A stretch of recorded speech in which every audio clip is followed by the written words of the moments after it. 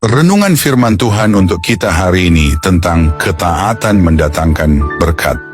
Saudara dapat baca dalam Kejadian 26 ayat 1-35 yang menjadi ayat nats bagi kita dalam Kejadian 26 ayat 12. Maka menaburlah Ishak di tanah itu, dan dalam tahun itu juga ia mendapat hasil 100 kali lipat, sebab ia diberkati Tuhan.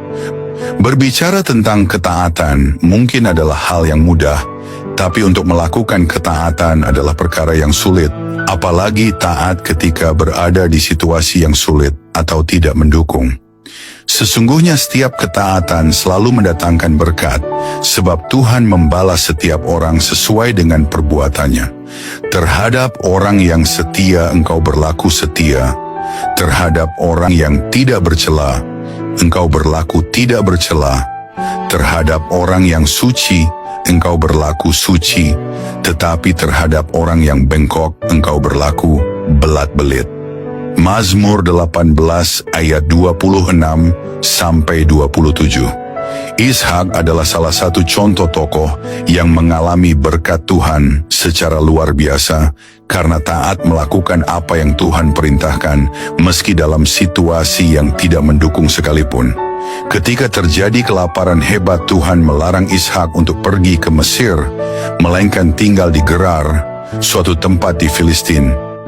Tinggallah di negeri ini sebagai orang asing, maka aku akan menyertai engkau dan memberkati engkau, sebab kepadamulah dan kepada keturunanmu akan kuberikan seluruh negeri ini, dan aku akan menepati sumpah yang telah kuikrarkan kepada Abraham, ayahmu.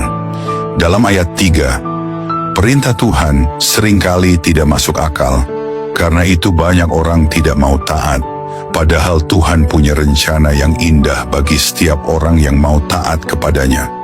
Sebab rancanganku bukanlah rancanganmu, dan jalanmu bukanlah jalanku, demikianlah firman Tuhan.